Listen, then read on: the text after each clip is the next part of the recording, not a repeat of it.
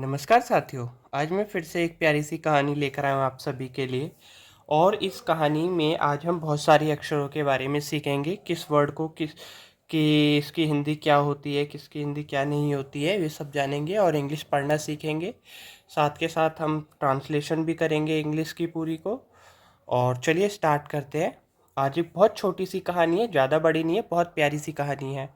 So stolen fruits are not always sweet. Always या ना हमेशा, स्टोलन मतलब चुराना। तो चुराए हुए फल हमेशा मीठे नहीं होते। तो आज की कहानी हमारी इस पर है। टाइटल बहुत सुंदर सा है। देखते हैं किसने चुरा के फल खाए हैं, इसी पर ही है।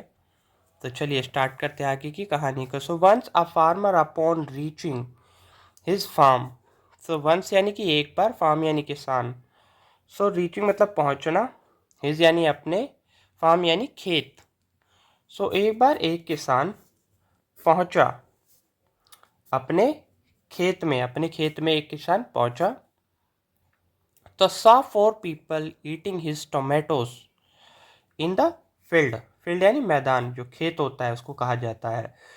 तो देखा चार लोगों को खाते हुए उसके टमाटर मैदान में। जो उसका खेत था, उसके खेत में चार बंदे बैठकर उसके टमाटर को खा रहे थे। तो वह देखा, उसने देखा। तो विदाउट हिज परमिशन, परमिशन यानी इजाज़त या उसकी मंजूरी, बिना उसकी मंजूरी के उसके खा रहे थे चार टमाटर, चार लोग। सो ही गॉट फ्यूरियस। गॉट यानी होना, क्या हो गया, वह हो गया क्रोध में हो गया, वह क्रोध में हो गया, उसे गुस्सा आ गया। But realise that he was alone. लेकिन उसको क्या महसूस हो गया, रियलाइज यानी महसूस होना, पता लगना, मालूम हो गया कि वह था अकेला। सो ही सेड, तो उसने कहा, आई वेलकम यू ऑल। उन चारों को देख के उसने क्या कहा, मैं आप सभी का स्वागत करता हूँ। प्यार से कहा उसने, कोई ज़्यादा गुस्से में नहीं कहा, लेकिन उसे गुस्सा अंदर ही अंदर आ रहा था। लेकिन उसने प्यार से कहा कि मैं आप सभी का स्वागत करता हूँ। सो ही टोल्ड वन। सो उसने कहा एक आदमी को, that he should sit in a special place. Special place मतलब एक खास स्थान पर उसको क्या बैठ जाना चाहिए। शुड का प्रयोग हो रहा तो चाहता चाहती में होता है कि उसे बैठ जाना चाहिए एक खास स्थान पे। एक खास स्थान पर उसको बैठ जाना चाहिए। एंड टुक हिम, जैसे ही वो खास खास एक स्पेशल सी जगह पर जैसे ही वह बैठा, and took him to a lonely corner, और ले गया उसको अकेले कोने में। अकेले एक कोने में, कॉर्नर यानी कि कोना। तो एक कोने में उसको ले गया अकेले।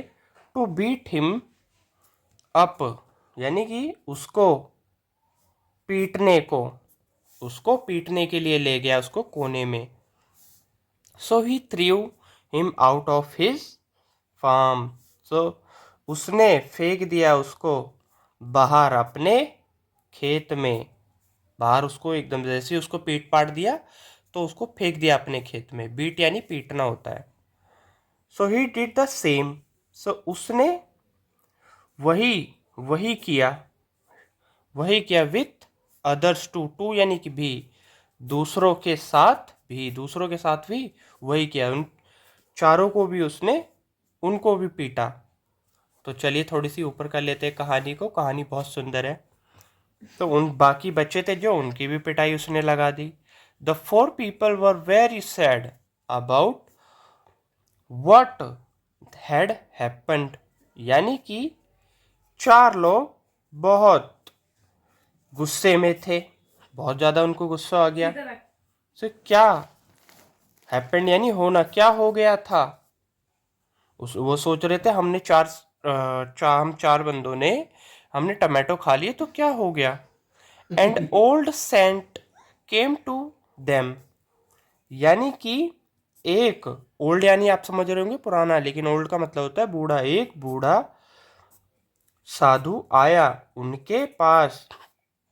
सो ही सेड, उसने कहा, since you did not take the farmer's permission. क्योंकि तुमने, सिंस मतलब पहले, या पहले कह सकते हैं, या फिर क्योंकि तुमने नहीं ली, टेक यानी लेना, क्या, किसान की, एस लग गया यहाँ पे तो लास्ट में की, के का प्रयोग होता है, इजाज़त यानी मंजूरी। पहले क्योंकि तुमने नहीं ली किसान की इजाज़त, so he did the right things, things यानी काम, तो उसने सही काम किया, डिड किया में प्रयोग होता है, तो उसने सही काम किया।